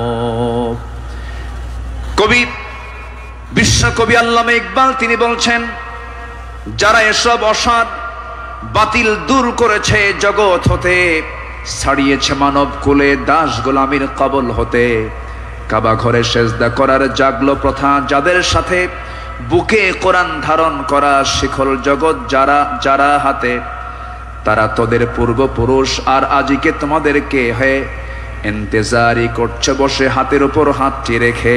আফসোস করে তিনি বলছেন, সাহাবীরা কি করে গেলেন আর তোমরা কি করছো? তোমরা এক একটা ওমর হয়ে যাও, এক একটা আবু বকর হয়ে যাও, জান্নাত পাওয়ার জন্য সাহাবীদের অনুসরণটাই তোমার জন্য যথেষ্ট হয়ে যাবে। জোরে বলি সুবহানাল্লাহ। নাম্বার 7 হলো নিজ দায়িত্বের ভারে অস্থির চিত্ততা নিয়ে আমার রাসূল চলতেন, সাহাবে কেরামও চলতেন। আমার নবীজি বিদায় হজের ভাষণের দিন আমার নবীজি কেঁদে অস্থির হয়ে যাচ্ছিলেন। সাহাবে কেরামকে লক্ষ্য করে বলছেন, ওয়া আনতুম তুসআলুনা আন্নী ফামা আনতুম কাইলুন, আমার ব্যাপারে প্রশ্ন করা হলে তোমরা কি বলবে?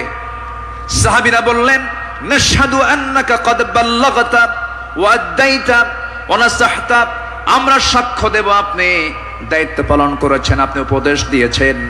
এই কথা শুনে আমার নবীজি শাহাদাত আঙ্গুলি উঁচু করে আকাশের দিকে লক্ষ্য করে আল্লাহকে বলছেন, আল্লাহুম্মা শাহাদ, আল্লাহুম্মা শাহাদ, আল্লাহুম্মা শাহাদ।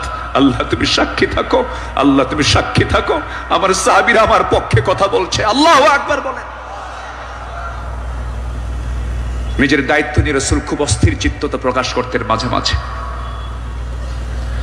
আমার বন্ধুগণ, আমার নবীজি মাঝে মাঝে এত পরিমাণ কাঁদতেন, কান্নার পরিমাণ এত হতো, আমার নবীজি যখন সেজদায় পড়ে যেতেন না, সেই শরীফের হাদিসে এসেছে, পানি গরম হলে পরে টকবক যেমন আওয়াজ হয়, ফুটন্ত পানি যেমন টকবক টকবক আওয়াজ করে, আমার নবীজি সেজদার সময় এত পরিমাণ কাঁদতেন।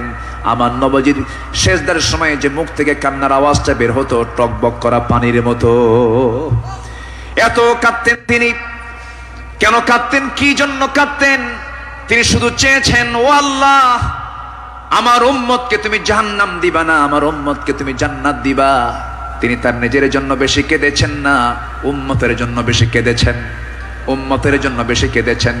আমার বন্ধুগণ, এই জন্য এই পৃথিবীতে সবচাইতে বেশি ভালোবাসবো 1 নাম্বার কাকে বলেন? আসতে বলবেন না কাকে? নাম্বার 2 হচ্ছে মুহাম্মদ সাল্লাল্লাহু আলাইহি ওয়াসাল্লামকে আমরা ভালোবাসবো। তিনিও ভালোবেসেছেন। আমার ভাইয়েরা, আমার বন্ধুগণ, নাম্বার 8 হলো আদর্শ নেতৃত্বের অনুতুলনীয় আলোক ছটাই সাহাবে কেরাম। সাহাবে কেরামকে আল্লাহ রাব্বুল আলামিন অনেক সম্মান দান করেছেন। লাকাদ আরসালনা রুসুলানা বিল বায়িনাতি ওয়া আনজালনা মাআহুমুল কিতাবা ওয়াল মিজানা লিয়াকুমান নাসু বিল কিসত। জোরে বলুন আল্লাহু আকবার। আমার বন্ধুগণ, সময় যেহেতু কম, শেষের দিকে আস্তে আস্তে চলে যাচ্ছি। নাম্বার 9 হলো তাকওয়ার উজ্জ্বল দৃষ্টান্ত ছিলেন আমার নবী এবং সাহাবে কেরাম। লাকিনিল্লাযীনা তাকাও রাব্বাহুম লাহুম জান্নাতুন তাজরি মিন তাহতিহাল আনহার الأنهار خالدين فيها نزلا من عند الله وما عند الله خير للأبرار। জোরে বলুন আল্লাহু আকবার। যারা নিজেদের প্রতিপালককে ভয় করে চলে তাদের জন্য আছে এমন সব উদ্যান, এমন সব জান্নাত যার তলদেশ দিয়ে নহর প্রবাহিত। আল্লাহর পক্ষ থেকে অতিথিয়তা স্বরূপ তারা সর্বদা সেখানে থাকবে। আল্লাহর নিকট যা কিছু আছে পুণ্যবানদের জন্য তাই হলো শ্রেষ্ঠ। জোরে বলি সুবহানাল্লাহ। তাকওয়া কাকে বলে সাহাবে কেরাম শিখিয়েছেন, তাকওয়া কাকে বলে আম্বিয়ে কেরাম শিখিয়েছেন। বিশেষ করে আমার নবীজি তাকওয়ার তিনি মূর্ত প্রতীক ছিলেন। আমার বন্ধুগণ, নাম্বার 10 হলো, নাম্বার 10 সর্বশেষ যেটা, সেটা হলো আল্লাহর কাছে বিনম্র চিত্তে অশ্রু ঝরানো, চোখের পানি ফেলে ফেলে কাঁদা। এই দুনিয়াতে আমি যখন জন্ম নিয়েছি আমার প্রথম প্রশ্ন ছিল হাসা না কাঁদা, হাসি না কান্না। মার পেট থেকে দুনিয়াতে এসে আমি কেঁদেছি না হেসেছি? কেঁদেছি। মূলত এই জায়গাটা হলো, এই দুনিয়াটা হলো কান্নাকাটি করার জায়গা। হাসির জায়গা হলো জান্নাত, আনন্দের জায়গা হলো জান্নাত। জান্নাতে গিয়ে বান্দার জীবনের সব সমস্ত আনন্দ সেই জান্নাতই সে ভোগ করবে। হুজিবাতুল জান্নাতু বিল মাকারিহ, হুজিবাতুন নারু বিশ শাহাওয়াত। আমার বন্ধুগণ, আমার নবীজি যখন কাঁদতেন, অস্থির হয়ে যেতেন, তার চোখের কোনা বেয়ে বেয়ে টপ টপ করে পানি পড়তো, দাড়িগুলো ভিজে যেত, কপাল ফুলে যেত, হাঁটুগুলো ফুলে যেত। ঘন্টার পরে ঘন্টা সেজদায় পড়ে কেঁদেছেন, কারণ আল্লাহ পাক তার শানে বলেছেন ওয়া মিনাল লাইলি ফাতাহাজ্জাদ বিহি নাফিলাতাল লাক আসা আইয়াবআসাকা রাব্বুকা মাকামান মাহমুদা। জোরে বলুন আল্লাহু আকবার। আরেক জায়গায় বলছেন ওয়াল্লাযীনা ইয়াবিতুনা লিরাব্বিহিম সুজ্জাদাও ওয়া কিয়ামা والذين يقولون ربنا اصرف عنا عذاب جهنم إن عذابها كان غراما إنها ساءت مستقرا ومقاما। আল্লাহর যারা বান্দা হবে, রাত গভীর হয়ে যাবে, সবাই ঘুমের সাগরে হাবুডুবু খাবে, কিন্তু আল্লাহর পছন্দের বান্দা যারা, তারা তো জানেই আল্লাহ সব সময় প্রথম আকাশে আসেন না। আল্লাহ তাআলা প্রথম আকাশে আসেন কোন সময় বলুন? কোন সময়? কোন সময়? কোন সময়? কোন সময়? শেষ রাত্রিতে চলে আসেন। ফিস সামাঈদ দুনিয়া আলা মিন মুস্তাগফিরিন ফাগফির লাহ। কোন ক্ষমা প্রার্থী আছে আমার কাছে ক্ষমা চাবে, সেই সময় আল্লাহ পাক দুনিয়ার আকাশে চলে আসেন। আল্লাহর পছন্দের বান্দা এই চান্সটা ছেড়ে দেন না। শেষ রাত্রে উঠে চোখের পানি ফেলে শিশুর মতো যারা কান্দাকাটি করবে, আল্লাহর কাছে যারা রোনাজারি করবে, আপনি কি জানেন 7 সমুদ্রের পানি দিয়ে জাহান্নাম নিভতে পারে না, কিন্তু বান্দা যদি আল্লাহর ভয়ে 1 ফোঁটা চোখের পানি ফেলতে পারে, 1 ফোঁটা চোখের পানি 7টা জাহান্নামকে নিভাইয়া দিতে পারে। আমরা কাঁদবো কার কাছে? আসতে বলবেন না, কাঁদবো কার কাছে? পৃথিবীতে কান্নাকাটি করার জায়গা কয়টা বলেন? কয়টা জায়গা? এক জায়গা। কার কাছে? আল্লাহর কাছে আমরা চোখের পানি ফেলে ফেলে কাঁদবো, আল্লাহর কাছে আমরা রোনাজারি করব। পৃথিবীর মানুষের কাছে কাঁদবেন, কেউ বলবো ফিনাতে এমনি কান্দে, কোন একটা লক্ষ্য আছে, মতলব খারাপ। কত কি বলবে। স্বামী তার বউয়ের কাছে কাঁদবে, বউ তার স্বামীর কাছে কাঁদবে, ছেলে বাবার কাছে কাঁদবে, বাবা ছেলের কাছে কাঁদবে, সেখানে কিছু স্বার্থ থাকতে পারে। কিন্তু বান্দা যদি শুধুমাত্র আল্লাহর জন্য কাঁদতে পারে, আল্লাহ রাব্বুল আলামিন তার বান্দার সেই কান্নার পরিপূর্ণ জাযা, পরিপূর্ণ পুরস্কার সেই বান্দার হাতে তুলে দিবেন। এই জন্য আমরা চোখের পানি খরচ করব কার জন্য? আসতে বলবো না, কার জন্য আমরা খরচ করব? ইন্নাল্লাযীনা উতুল ইলমা মিন ক্বাবলিহি ওয়া ইযা ইউতলা আলাইহিম ইয়াখিরুনা লিল আযকানি সুজ্জাদা। সূরা বনী ইসরাঈল 107 নম্বর আয়াত। যাদেরকে এর পূর্বে জ্ঞান দান করা হয়েছে, তাদের সামনে যখন আবৃত্তি করা হয়, তখন তারা বিনয়ের সাথে কাঁদতে কাঁদতে ভূমিতে জমিনে তারা লুটিয়ে পড়ে। ইয়াখিরুনা লিল আযকানি সুজ্জাদা। এই জন্য আমরা কাঁদবো। চোখের পানি যদি ফেলতে চাই, একমাত্র ফেলবো আমরা কার জায়গায়? কার কাছে বলেন? কার কাছে? কার কাছে? আল্লাহর কাছে। সাইয়েদনা ওমর ফারুক রাদিয়াল্লাহু তাআলা একদিন বসে আছেন, তার পাশে এক সাহাবী বসে একটা হাদিস বর্ণনা করছিলেন। মিসকাল হাববাতিন মিন কিবার, যার মধ্যে যাররা পরিমাণ অহংকার কাজ করবে, লা ইয়াদখুলুল জান্নাহ, সে ব্যক্তি জান্নাত পাবে না। ওমর ফারুক সেই জায়গা থেকে লাফ মেরে গিয়ে জমিনে লুটিয়ে পড়লেন। গোটা শরীর তিনি ধুলায় মলিন করলেন আর বললেন, ওমর, তোকে মানুষ খলিফা বলে, তোকে মানুষ শাসক বলে, ওমর তোর মধ্যে মনে হয় অহংকার ঢুকে গেছে, আল্লাহ তোকে মাফ করবে না। আকাশের দিকে দুটো হাত তুলে আফসোস করে বলছেন, আকাশের মালিক আল্লাহ, তুমি যদি গোটা দুনিয়ার সমস্ত মানুষকে তুমি যদি জান্নাত দিয়ে দাও আর একজন ব্যক্তিকে যদি জাহান্নাম দিয়ে দাও, আমার মনে হয় আমি ওমর সে একজন ব্যক্তি, জাহান্নাম আমি যাব মনে হয় আমার সে আমল নাই, আল্লাহ আমাকে মাফ করে দিও, আল্লাহ আমাকে ক্ষমা করে দিও। এরকম করে তারা আল্লাহর সামনে চোখের পানি ফেলে ফেলে কেঁদেছেন। একজন সাহাবীর কাছে মুনাফিকের তালিকা ছিল, সেই সাহাবীর কাছে মাঝে মাঝে ওমর ফারুক যেতেন, গিয়ে বলতেন, ভাই ওমর দেখো তো মুনাফিকের তালিকার মধ্যে আমি ওমর, আমার নামটা আছে নাকি, আমার নামটা আছে নাকি? সাহাবী বলতেন, ভাই ওমর আপনার নাম থাকবে কেন, আপনি তো জান্নাহ, ওমর ফিল জান্নাহ। তিনি উত্তরে বলতেন, ভাই রে, আমার মন বলছে কেন যেন মনে হয় আমি কি মুনাফিকের কাতারে চলে গেলাম কিনা। কি চিন্তা তাদের মধ্যে কাজ করতো, কার ভয়, কার ভয়, কার ভয়? আসতে বলবেন না, কার ভয়? সবাই কি তাহাজ্জুদের নামাজ পড়তে রাজি আছেন? 5 ওয়াক্ত নামাজ পড়ার দরকার নাই, হ্যাঁ কি দরকার আছে কিনা বলেন? তাহলে 5 ওয়াক্ত নামাজও পড়বো এবং স্পেশাল অফার, ওই সময় চোখের পানি ফেললে বান্দার কোনো দোয়া মিস হয় না, সেটা হচ্ছে কি, ওয়াল্লাযীনা ইয়াবিতুনা লিরাব্বিহিম সুজদান ওয়া কিয়ামা, যারা রাতটা কাটায় দেয় রুকুতে এবং সিজদার মধ্যে। কার কাছে? 5 ওয়াক্ত নামাজ পড়বেন কারা কারা, একটু হাত উঁচু করে দেখান তো বলি, দেখি, জোরে বলি ইয়া আল্লাহ, আরো জোরে ইয়া আল্লাহ। আমাদেরকে 5 ওয়াক্ত সালাত আদায় করার তৌফিক তুমি আল্লাহ দিয়া দাও। জোরে বলি আমিন, আরো জোরে আমিন, আরো জোরে আমিন। আসুন, যেহেতু আজকে প্রথম রজনী, আগামীকালকেও মাহফিল আছে, সবাই আসবেন কিনা? আমরা এই 5 দিন নিয়মিত মাহফিল আসবো, জোরে বলি ইনশাআল্লাহ। এই মাহফিল চট্টগ্রামবাসীর জন্য একটা বড় নিয়ামত। আল্লাহ তুমি এই মাহফিলকে কবুল করো, জোরে বলি আল্লাহুম্মা আমিন। আমরা আর সময় ক্ষেপণ করব না, যেহেতু আগামীকালকেও এখানে মাহফিল আছে, পরশু আছে, তারপরের দিন আছে, প্রত্যেক দিন নতুন নতুন মেহমান এবার সিলেকশন হয়েছে। কুল্লু জাদিদুন লাযীযুন, আসবেন, এক একটা ফুলের এক একটা ঘ্রাণ আপনারা নেবেন ইনশাআল্লাহ। আল্লাহ পাক এই মাহফিলকে কবুল করুন, এই মাহফিলের কমিটির বৃন্দের সকল খেদমতকে আল্লাহ পাক কবুল করুন।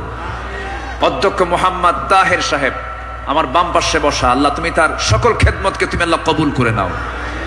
আর আমি সময়টা না বাড়িয়ে, সময় ক্ষেপণ না করে, আসুন সোজা আমরা এখন দোয়ার দিকে যাব। আমরা চাইবো কার কাছে?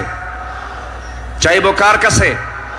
সবাই একটু তাশাহুদের সুরতে বসে পড়ি, একটু বিনয়ী হয়ে আমরা আল্লাহর কাছে চাবো, আল্লাহ যেন আমাদের জিন্দেগীর সকল গুনাহগুলোকে মাফ করে দেন।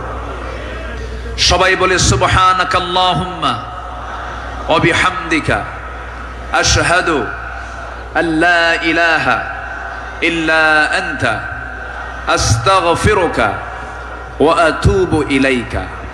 চিৎকার মেরে বলি, ইয়া আল্লাহ, আমার জীবনের সাগীরা কবীরা, ছোট বড় সব গুনাহ তুমি আল্লাহ মাফ করে দাও, মাফ করে দাও। জোরে বলুন ইয়া রাব্বাল আলামিন। আপনি দোয়া করেন।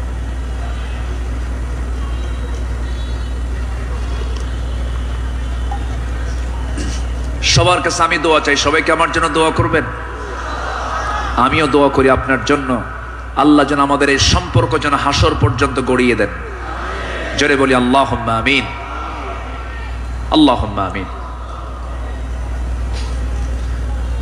ربنا ظلمنا أنفسنا وإن لم تغفر لنا وترحمنا لنكونن من الخاسرين ربنا لا تزغ قلوبنا বা'দা ইদ হাদাইতানা ওয়া হাব লানা মিন লাদুনকা রাহমাতান ইন্নাকা আনতাল ওয়াহ্হাব।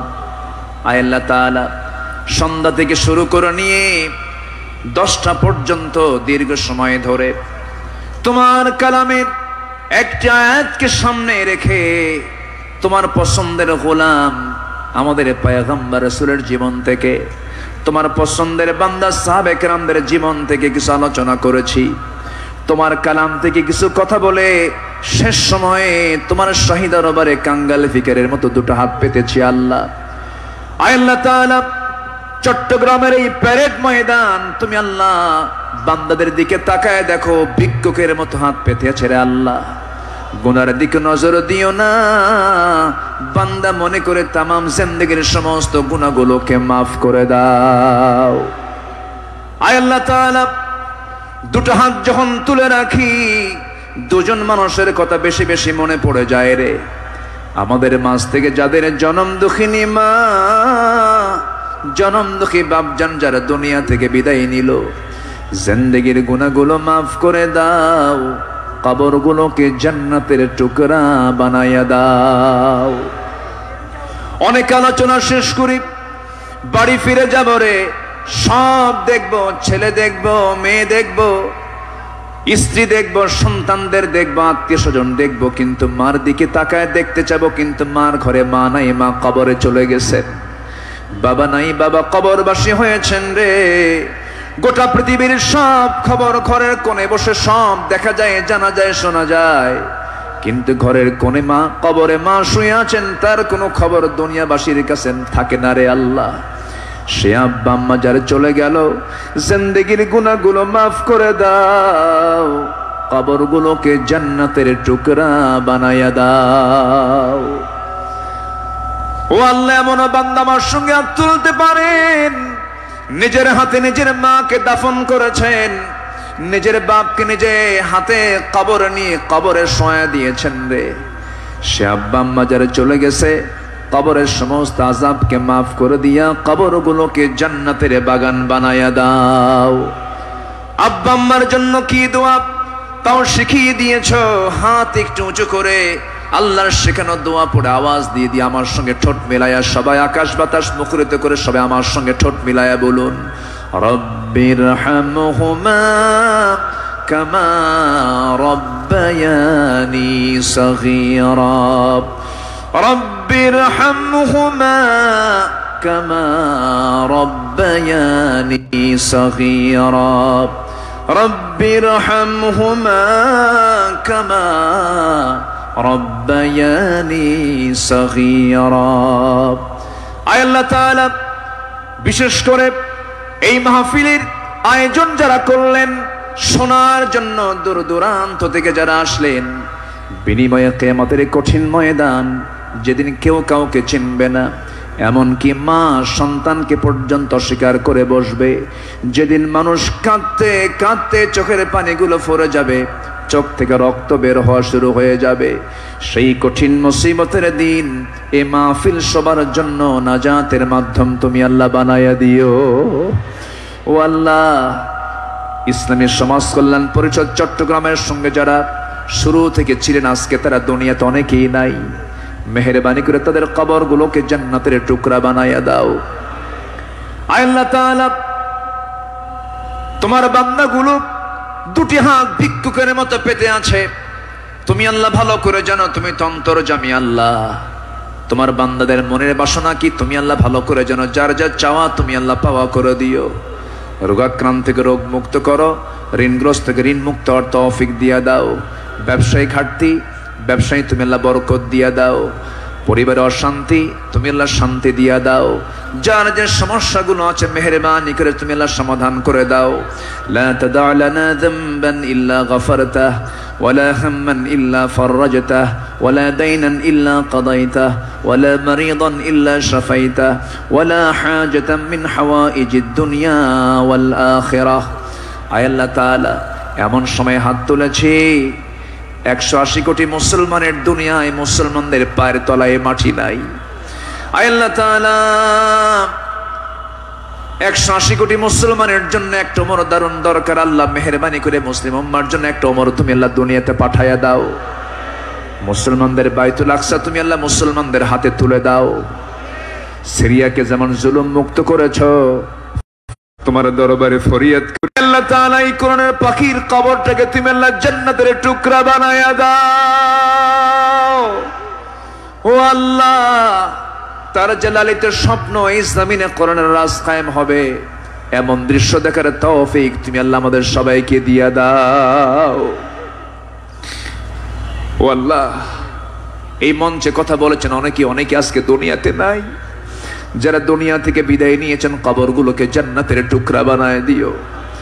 আয় আল্লাহ তাআলা, দুনিয়া থেকে কোন দিন বিদায় নেব জানি না, তবে যেদিন মরবরে টান মেরে ঘর থেকে বের করে দেবে, জীবনের শেষ গোসলটা হয়ে যাবে, মরা মুখ সব দেখে দেখে চলে যাবে, আত্মীয় স্বজন দিয়া ঘর বাড়ি ভরে যাবে রে ভাই। চোখের পানি ফেলে ফেলে কাঁদবি, বউটা বলবি স্বামী আমার কোথায় চলে গেলে? এই যে সংসারের চাবিটা কার হাতে দেব? সন্তানগুলো কাঁদতে কাঁদতে গলা ভেঙে যাবে, অস্থির হয়ে পড়বে, অজ্ঞান হয়ে যাবে, সব টেনে হেঁচড়ে আমাকে ঘর থেকে জীবনের শেষবারের মতো বিদায় দিয়ে দেবে রে। জীবনের শেষ গোসলটা করায় দেবে। সেলাইওয়ালা কাপড় চোপড় গুলো ছিল সব কেচে দিয়ে কেটে কেটে খুলে খুলে নেবে।